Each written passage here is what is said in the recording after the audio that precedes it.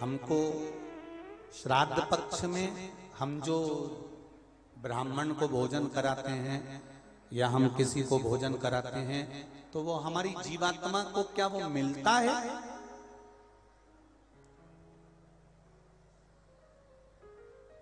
क्या विचार है भाई? अशोकनगर वालों बोलो जरा जल्दी से।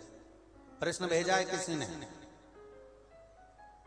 हम अगर किसी ब्राह्मण को भोजन करा रहे हैं, हम किसी को भोजन दे रहे हैं तो वो हमारी जीवात्मा को मिलता। 3 प्रश्न हैं और तीनों प्रश्न का उत्तर जरा देखिएगा, बड़ा ध्यान रखना। और जिसने प्रश्न करा है उत्तर प्रदेश से वो ध्यान से सुनना भाई। हमने ब्राह्मण को भोजन कराया, हमने संत को भोजन कराया, हमने गुरुजी को भोजन कराया, तो वो मिलेगा।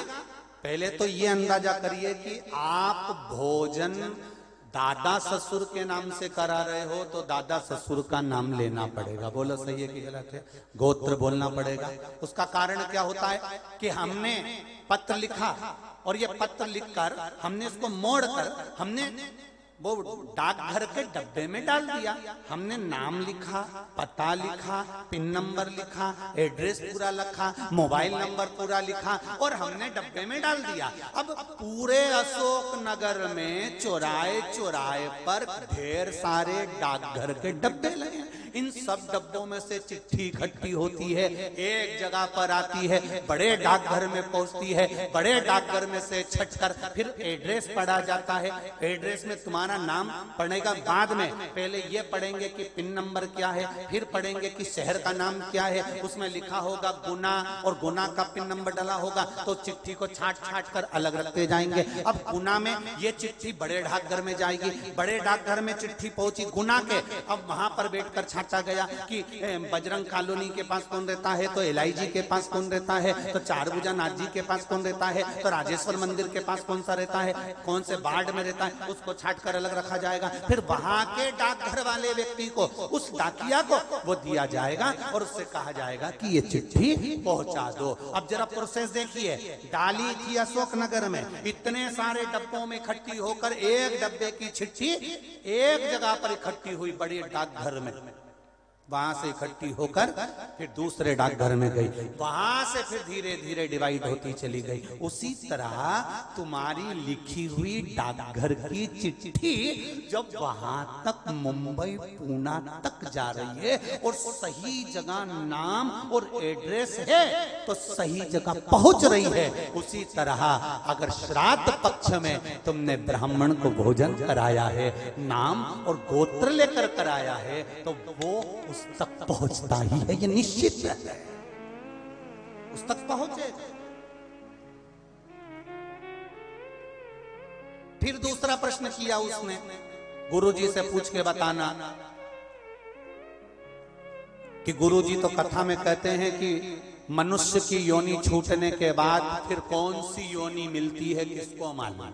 ये गुरुजी ने कथा में कहा, तो हम भी नहीं कह रहे झूठ की हमने कथा में नहीं की, हमने कहा। तो उसने प्रश्न करा, अगर वो दूसरी योनि में होगा तो तुमने जो भोजन दिया हो सकता है वो सांप बन गया, चींटी बन गया, झिंगूर बन गया, शेर बन गया, तो वो खीर पूड़ी खाएगा क्या?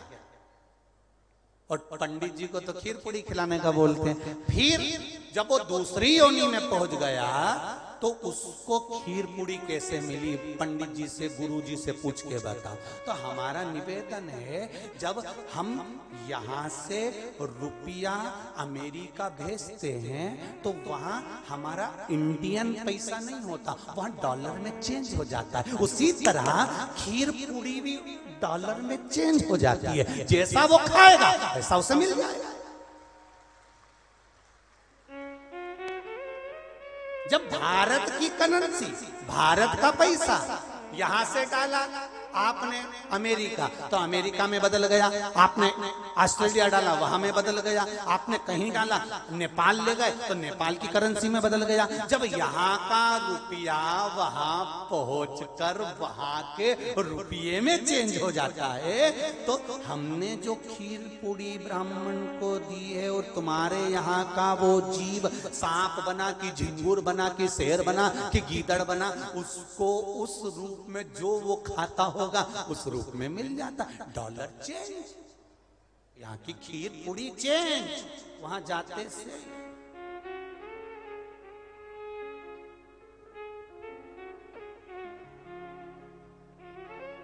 फिर तीसरा प्रश्न लिखा, अगर हमारे घर के पूर्वज शिव महापुराण की कथा सुन सुन के तर गए तो फिर हम श्राद्ध काय को करें? उनको तो मिलेगा ही नहीं, वो तो वैकुंठ पहुंच गए, फिर उनको श्राद्ध में भोजन कराने से मतलब क्या? तो हमारा इतना सा कहना है, यूपी वालों जो तुमने प्रश्न करा बहुत जोरदार करा रे, तो एक उत्तर और अच्छे से सुन लो कि मान लो तुमने अगर श्राद्ध में भोजन कराया और तुम कह रहे हो उनका तो मोक्ष हो गया शिव पुराण सुनकर, फिर श्राद्ध करने से कौन सा फायदा? तो तुम भोजन कराओ, ये भोजन का फल वहां जाएगा। जैसे तुमने कोई सामान या रुपया मुंबई भेजा तुम्हारे रिश्तेदार किया, और मुंबई में रिश्तेदार का मालूम पड़ा कि उनने घर छोड़ दिया या वो कहीं चले गए या वो कहीं समाप्त हो गए, तो वो रुपया वो सामान तुम्हारा वापिस तुम्हारे पास आ जाएगा। तो तुमने जो पुण्य करा है अगर उसने नहीं लिया तो वो पुण्य तुम्हारे खाते में वापिस आ जाएगा। इसलिए जी मां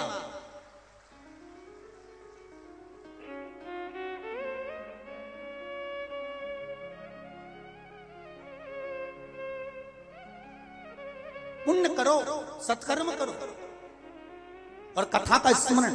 बड़े बड़े किस्मत वाले हैं अशोकनगर वालों, बहुत बहुत किस्मत वाले हो, घर जाके नजर उतरवा लेना राई नोन से।